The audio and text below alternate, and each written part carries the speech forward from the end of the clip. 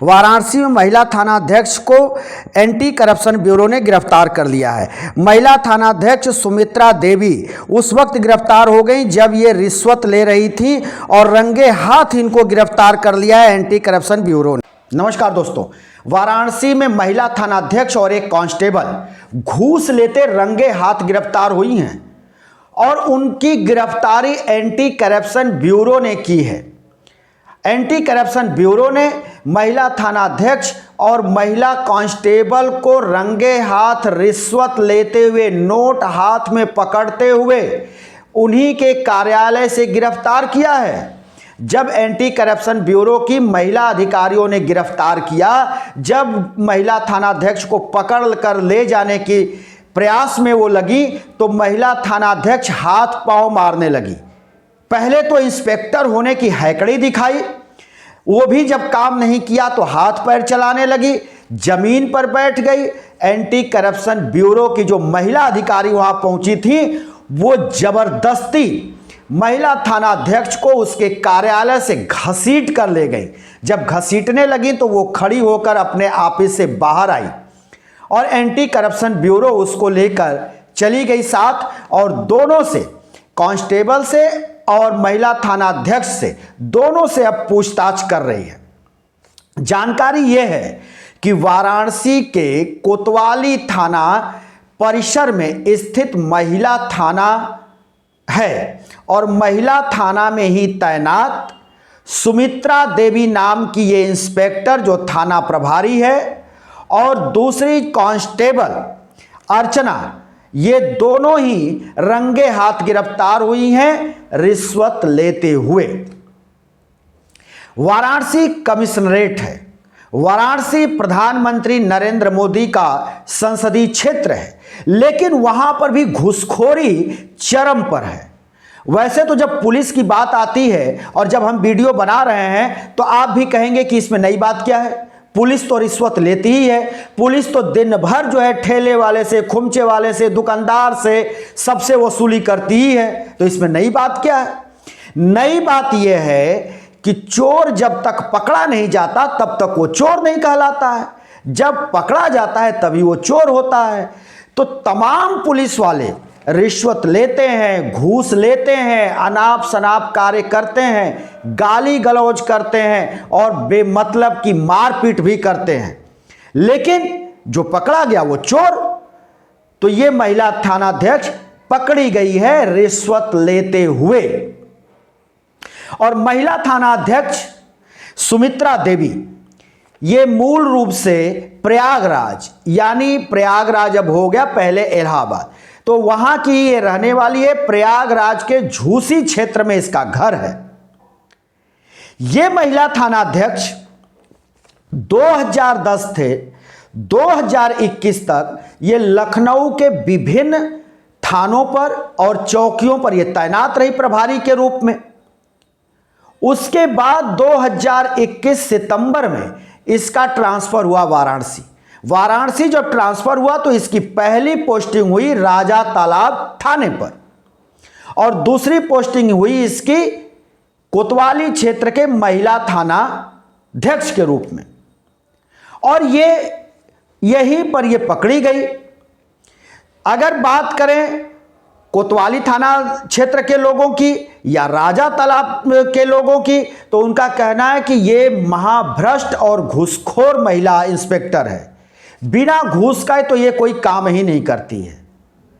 तो मोहतरमा को घूस की आदत लगी रही। लखनऊ से भी यही खबर है कि ये तो घूसखोर है, तो घूसखोरी का इसको आदत लगा रहा है। और सोने पर सुहागा ये हो गया कि दीपावली का समय, इसको लगा कि दीपावली पर कुछ आ जाए, 40-50 हजार, लाख 2 लाख आ जाए तो दीपावली हमारी रंगीन हो जाए, पटाखे छूटे, घर में मिठाइयाँ आए, महंगे कपड़े, घर के पर्दे आ जाएंगे, बच्चों के लिए पटाखे आएंगे, तरह तरह की तैयारी इसकी करनी थी। और वो तनख्वाह के इतर करना था, तनख्वाह के पैसे से तो काम करना नहीं था, घूस के पैसे से काम करना था। तो मोहतरमा ने फोन लगा दिया। ये फोन उसने लगा दिया भदोही के एक व्यक्ति को और उस व्यक्ति से कह डाला कि भाई तुम्हारा विवेचना से हम तुम्हारे नाम को हम हटा देंगे, 50,000 रुपया पहुंचा दो। अब उस व्यक्ति ने बार्गेनिंग की। जब बार्गेनिंग की तो मामला जो है 50,000 से 42,000 पर आया। जब 42,000 पर आया तो मोहतरमा ने कहा कि भाई ठीक है, तुम 42,000 पहुंचा दो, लेकिन दीपावली के बाद के पहले पहुंचाओ, दीपावली तो मनानी है, दीपावली थोड़ी हमारी भी मननी चाहिए ना। अब जो व्यक्ति 42,000 में डन किया सौदा और नाम हटाने पर तैयार हुआ, हटवाने पर वो व्यक्ति एंटी करप्शन ब्यूरो के लोगों से मिला, वहां शिकायत की और अपने सारी बातों को बताया। एंटी करप्शन ब्यूरो सक्रिय हुआ। नियत समय के साथ एंटी करप्शन ब्यूरो के लोग वहां थाने के बाहर पहुंच चुके थे। नाम हटवाने के एवज में जिसको पैसा देना था वो पुलिस थाने के अंदर पहुंचा, कार्यालय के अंदर पहुंचा, थाना प्रभारी के, और वहां जैसे ही उसने 10,000 रुपए टेबल पर रखे और वहां पे तैनात थानाध्यक्ष सुमित्रा देवी और कांस्टेबल अर्चना, दोनों ने ही उस पैसे को अभी हाथ लगाते उसके पहले ही एंटी करप्शन ब्यूरो की महिला अधिकारी जो वहां पहले पहुंच चुकी थी, उन्होंने गिरफ्तार कर लिया। जब गिरफ्तार कर लिया तो पहले तो थाना प्रभारी इंस्पेक्टर वाली धौंस जमाई, वो धौंस काम नहीं आया। जब वो धौंस काम नहीं आया तो वो हाथ पैर चलाने लगी एंटी करप्शन ब्यूरो की महिला अधिकारियों के साथ। तो एंटी करप्शन ब्यूरो की महिला अधिकारियों ने उसको घसीट करके वहां से ले गई और ले जा करके उससे पूछताछ कर रही हैं। अब इस बात की जानकारी जब हुई है पुलिस कमिश्नरेट को, तो पुलिस कमिश्नरेट के तरफ से यह कहा गया कि अगर इस तरह से करप्शन में जो पाया जाएगा उसके साथ कड़ी कार्रवाई की जाएगी।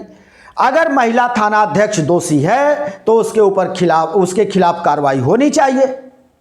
वो तो जब कोई पकड़ा जाता है तो इस तरह की बात सामने आती ही है, लेकिन लोगों का कहना है कि ये तो भ्रष्ट होते ही हैं, ये तो गाली गलौज के लिए जाने जाते हैं, ये तो घूसखोरी के लिए जाने जाते हैं, इनकी तो ये आदत है और ये करते ही हैं। लेकिन अब ये जो सुमित्रा देवी हैं इंस्पेक्टर और अर्चना कांस्टेबल, इन लोगों की अब दीपावली सलाखों के पीछे यानी जेल के अंदर मनेगी।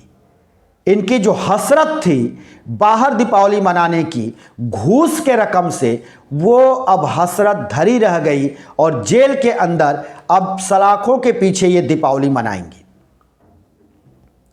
मोटी तनख्वाह होती है इंस्पेक्टर की, उसके बावजूद घूसखोरी की लत लग जाती है, और जब घूसखोरी की लत लग जाती है तो वो छूटती नहीं, वो जाती नहीं।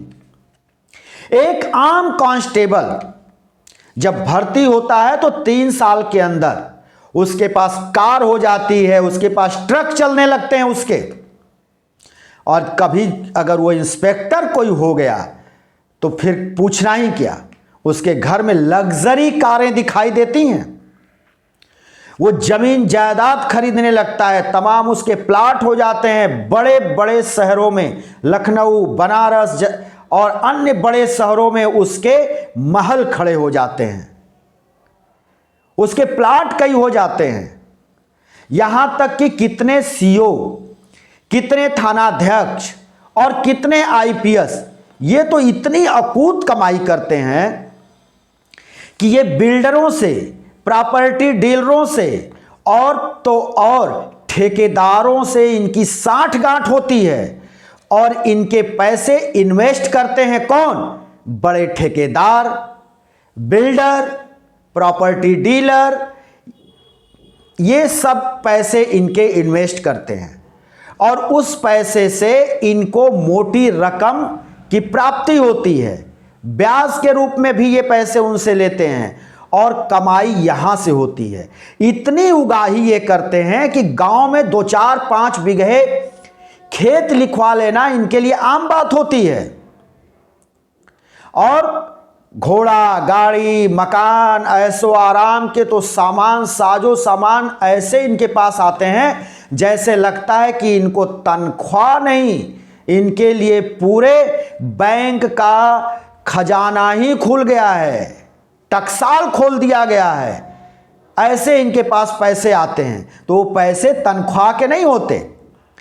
कभी कभी आपको कुछ ऐसे पुलिस वाले मिलेंगे, कुछ ऐसे इंस्पेक्टर मिलेंगे, सीओ मिलेंगे या फिर आईपीएस मिलेंगे, अगर आपके खास होंगे तो वो उनसे आप जब पूछेंगे तो ये आपको जानकारी पता चलेगी कि वो बताते हैं कि हम तो अपने जीवन भर की नौकरी में कभी तनख्वाह का पैसा हमने लिया ही नहीं, तो खर्चा कैसे चला, घोड़ा गाड़ी कहाँ से आए, मकान कहाँ से आया, तो ये सब रिश्वत के पैसे से आए, ये सब घूस के पैसे से आए। तो पुलिस तो इसके लिए जानी जाती है। तो दोस्तों, हम तो आपको आगाह करते रहते हैं। हमारे पास जो खबर आती है उस खबर को हम आपके सामने भी लाते हैं। खबर किसी की होती नहीं, खबर सबकी है और आप तक वो खबर पहुंचानी है, और हम इसके लिए वादा करते हैं कि खबर हम पहुंचाते हैं आप तक, और वो भी खबर जो सच्ची हो, ईमानदारी के साथ हो, खरी खरी हो, 100% सत्यता पर वो उसके हम जब तक उसको कसौटी पर कसते नहीं हैं, जब तक उसकी सत्यता हम पूरी तरह से गहनता से नहीं जांच लेते हैं, तब तक किसी भी खबर को हम आपके सामने वीडियो के माध्यम से अपने YouTube चैनल द पत्रकार टीवी पर नहीं डालते। तो दोस्तों, हम फिर किसी दूसरे वीडियो को लेकर हाजिर होंगे। तब तक के लिए शिव मूर्ति दुबे को दीजिए इजाजत।